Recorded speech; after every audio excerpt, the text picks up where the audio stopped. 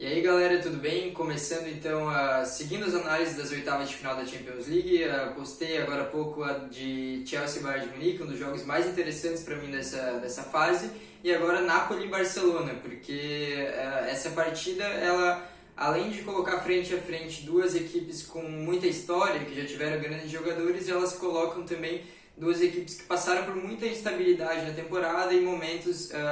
alguns momentos um pouco que davam um pouquinho mais de esperança para o torcedor, mas no geral não são das temporadas mais animadoras, né? Então, tecnicamente, não digo tecnicamente porque o Barcelona tem referências, né,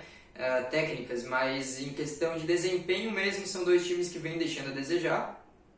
E isso, claro, abre espaço para jogos de erros, para jogos de momentos deslizes decidirem a partida. Mas, claro, se a gente for explorar uma questão mais tática, eu vejo a tônica para o Barcelona sendo algo que define para mim a temporada e até os últimos anos, que algumas pessoas comentam, mas ainda não vejo tanto também foco nesse problema, que é uma questão da profundidade no ataque. Porque se você pega o time do Barcelona, é um time que sempre gostou de controlar a bola. Isso é algo que está dentro da filosofia do clube, a gente conhece. É um time que, até pela pressão que a torcida faz, digamos assim, para ter esse estilo de jogo mais voltado para a posse, ele acaba, às vezes, tomando obrigações que não precisava e adotando um estilo de jogo que, às vezes, não é o melhor para determinado cenário. E isso me leva à posição de o quê? De lembrar que o Barcelona, ele é um time que acaba ficando desequilibrado pela falta de profundidade, tanto no ataque como na defesa. Porque se você tem um ataque sem aquelas peças que avancem, sem aquelas peças que estão a todo momento oferecendo linha de passe por trás da defesa, estão verticalizando a partida através dos movimentos, você tem um time que está todo mundo querendo muito a bola, até por uma questão de montagem do elenco e uma questão histórica, como eu falei, e esses jogadores todos esperando a bola chegar no pé, eles não fazem o jogo acontecer, porque mesmo se você tem um Messi, é lógico, você tem meio caminho andado, você com ele, jogada individual dele, se ele não tocar para ninguém, ele consegue decidir as partidas, mas normalmente o que você precisa é de um cara para receber os passes de profundidade que ele dá, para fazer esse jogo, para ser pelo menos um companheiro útil para ele, mesmo que não seja um cara de altíssimo nível, como foi, por exemplo, o Neymar, como foi o Suárez até certo ponto, né, de sua carreira no Barcelona. Falta às vezes aquela questão de ter jogadores que entendam melhor os movimentos que o Barcelona precisa e que o Messi às vezes até precisa, porque ele passou por alguns momentos mais difíceis do que teve nas últimas temporadas. Então, 2019 e 2020 teve jogos que a gente não se acostumou a ver do Messi nas últimas 10 temporadas, dá pra falar assim, no geral, né? Então, assim, eu vejo que se o Barcelona decidir jogar com um jogador como um Ansu Fati, que é um cara que ele está a todo momento visando esse movimento ofensivo, ele é um cara que entende muito bem a movimentação do Messi e o que o Messi precisa que os seus pontas façam, eu acho que tem uma chance maior de vencer, pelos motivos que falei. Ele acaba criando um time que naturalmente produz mais ofensivamente, o Fati pode finalizar jogadas ou pode abrir espaço para outros finalizarem, e ele também acaba colaborando no fator defensivo. Isso é muito importante para um time que sofreu nas últimas temporadas na transição defensiva, um time que acabou muitas vezes tendo várias dificuldades sem a bola e criando um cenário de defesa extremamente exposta e jogadores que não estavam tão preparados até psicologicamente, eu diria, para lidar com esses desafios que surgiam em partidas, principalmente de Champions League. Então, assim, se você pega um jogador que ele está a todo momento esticando o jogo e puxando a marcação, ele faz o quê? Ele faz com que um outro time adversário, no caso dessa vez o Napoli, ele tenha mais dificuldades para compactar o time, e a compactação é cada vez mais importante no futebol. Então você pega isso e analisa no sentido de que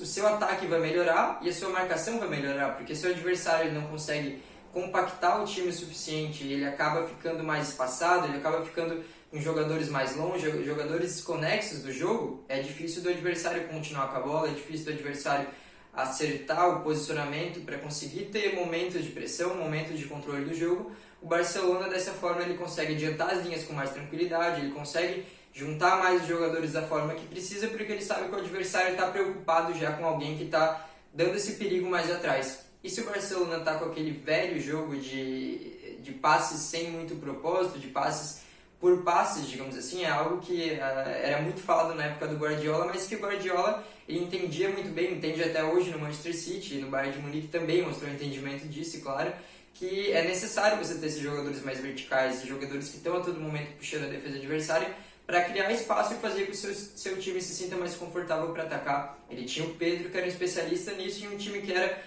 extremamente técnico, extremamente de passes curtos, de dribles curtos, e o Pedro ele não se destacava exatamente nisso, mas justamente nessa função que às vezes não aparece muito, mas é essencial para o time no geral ficar mais equilibrado e mais competitivo. Então eu acho que isso vai ser decisivo para o Barça. Eu vejo uma necessidade até de jogar com uma peça como Ansu Fati, ou dar algum outro jeito de lidar com esse problema que assolou as últimas temporadas do Barcelona, né? Talvez até um Vidal, que é um cara que também ele oferece mais profundidade, ele faz esse movimento inverso dos outros jogadores, mas é claro, ele começa mais atrás, ele tem uma responsabilidade naturalmente mais de meio campista, então não é tão desequilibrador, digamos assim, durante os 90 minutos. Ele é para alguns momentos mais pontuais, acredito.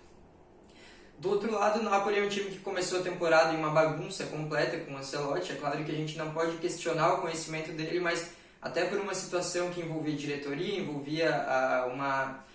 problemas internos mesmo no clube, era longe do ideal, e ultimamente a chegada do Gennaro Gattuso teve ainda alguns jogos fracos. Não é um time que está no nível que todo mundo esperava ver, até pelas últimas temporadas do Napoli, mas ele já melhorou em alguns aspectos. Ele é um time mais intenso, ele é um time que está mais organizado coletivamente falando e com mais chances de ferir os adversários. Tem alguns bons valores individuais, mas no geral ainda é uma qualidade técnica muito abaixo de um Barcelona. E isso, claro, pode fazer diferença, e por isso o Barça é bem favorito. Mas o Napoli, claro, ele sabe dos problemas que o Barcelona teve nos últimos anos, e tem um especialista em criar momentos anímicos para o time, no caso do Gattuso. É um cara que com certeza vai usar muito bem esse sentido de você manter a agressividade contra o Barcelona, porque nesses momentos o Barça pode deixar a peteca cair e pode acabar deixando uma classificação passar debaixo do braço por momentos de falta de concentração, de falta de agressividade. Isso é claro que pode acontecer muito em um time que tem jogadores com alto nível técnico, mas em questão de marcação mesmo e de estar ligado em todas as fases do jogo a todo momento, ele deixa a desejar em relação aos outros. Então vejo no Napoli uma possibilidade de causar mais uma zebra, mas é claro, o Barcelona ele tem recursos suficientes, mesmo sem essa profundidade que eu falei que pode ser necessária. Isso se a gente for olhar o jogo de um jeito mais tático, encontrar pontos para analisar especificamente falando. Mas se você coloca os dois times com seus pontos fortes e pontos fracos em duas partidas, então são 180 minutos, o Barcelona, claro, provavelmente vai ter muito mais chance de passar, e isso deve acontecer. De qualquer forma, um jogo interessante, um jogo com duas equipes de camisas valiosas, de escudos valiosos e com artifícios, argumentos interessantes para a gente assistir com muita atenção. Então é isso aí, sigo para as análises do próximo dia. Agora na quarta-feira falo de Real Madrid, Manchester City, de Lyon e Juventus. E agradeço quem está acompanhando essa série. Peço, claro, para continuar deixando as opiniões nos comentários. E a gente vai evoluindo aqui juntos, está muito legal de fazer esses vídeos. Isso aí, se inscrevam, curtam, compartilhem e um abraço.